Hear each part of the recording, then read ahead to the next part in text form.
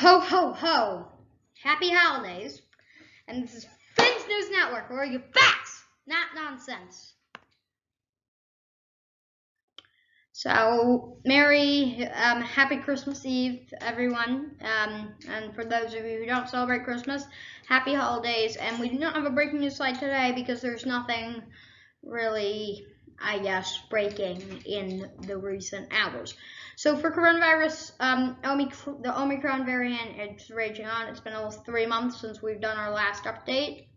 But, it was at a time where it was falling, and it's the worst time to spike. My own sister tested positive for COVID this morning on the day before Christmas.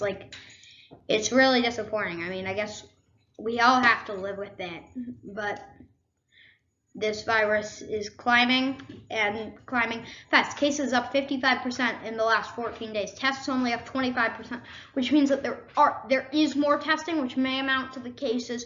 But if the cases are still 30% up over the last 14 days over the tests, hospitalizations and deaths, luckily, still down there. If Omicron is 3 times as transmissible and 1/3 as severe, then maybe those two contradict and we'll have similar hospitalizations and deaths. I think that would be a complicated math equation that people will solve in the coming times. But we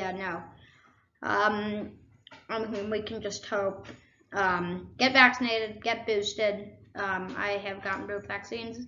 I am not eligible for a booster, of course, and just do your best to protect yourself from this virus. So sports. There have been a ton of COVID cancellations lately.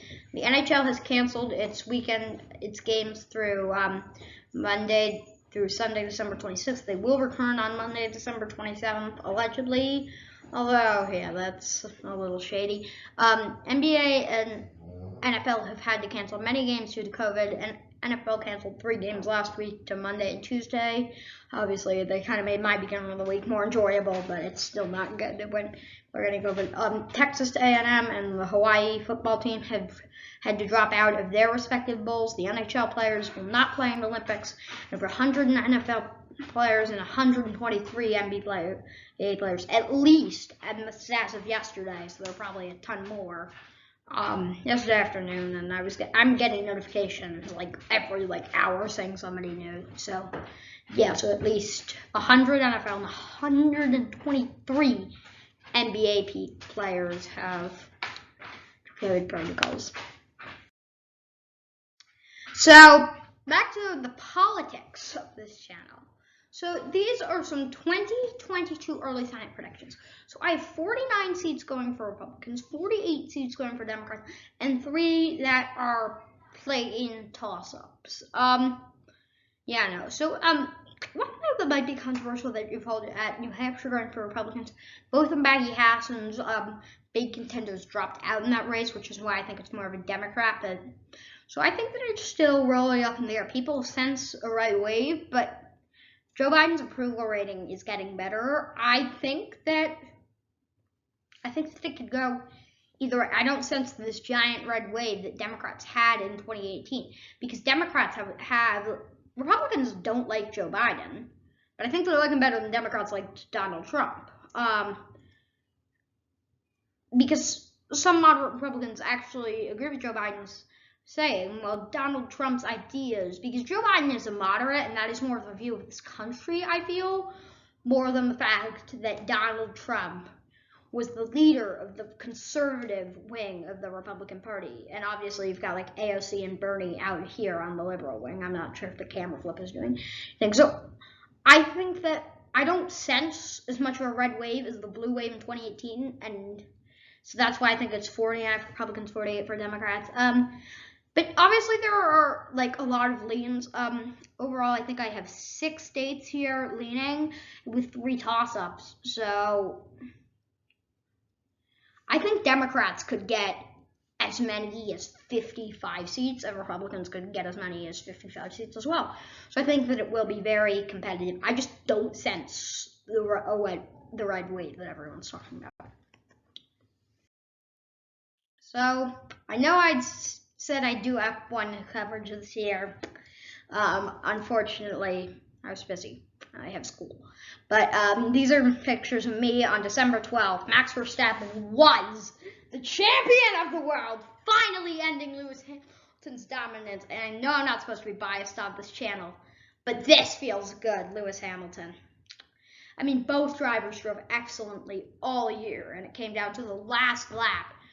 You should go watch that last lap again. It was truly Max pulling off a crazy overtake at turn 5, coming from a long way back. Top 10 overtakes of the 2021 season. Recently posted it on the F1 YouTube channel. Max's overtake is second to decide a title. I think that's the first time in recent history. But yeah, I was so happy that day. And I think it's earned. Lewis is, of course, a great driver, but all dominance comes to an end at some point. All right, so the F1 predictions review. This is going to be a long one.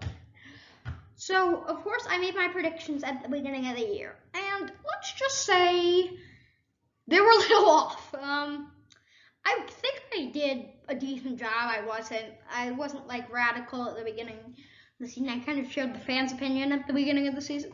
Of course, a ton of things happened. This was probably the craziest season in F1 history. Maybe the best season in F1 history. Max Verstappen was the world champion ahead of Lewis Hamilton. I predicted that. Bottas did beat Perez. Sainz had a stellar year that I could not predict. And Ricciardo had a bad year that I just didn't predict. Another bad prediction for me, Vettel, down 4 slots. I really thought Seb, who was the most loved driver in F1, according to a poll in April, I really thought he was going to do well. I mean, I love Seb. He had my podium in Baku. He was robbed from a podium in Hungary. Yeah, but 2022, new cars. Go to the F1 YouTube channel. Watch the Tech Talks. But there are completely new cars. Next year, I mean, if you didn't watch next year, I think next year is going to be an absolute banger of a season. Closest racing, it looks like, ever. With the cost cap, and the cars are going to look way different. Much better racing. What could I say? I love the sport.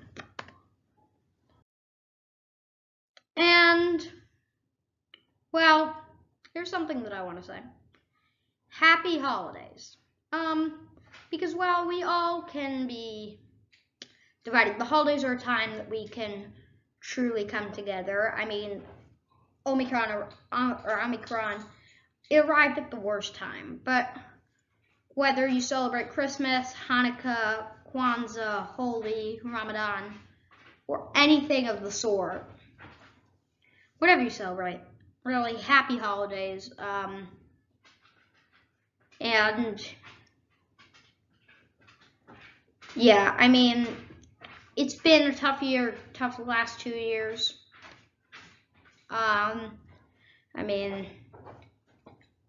But yeah, really just happy holidays, and have a great holiday week. I will be posting because I've got no school. All right, thank you. And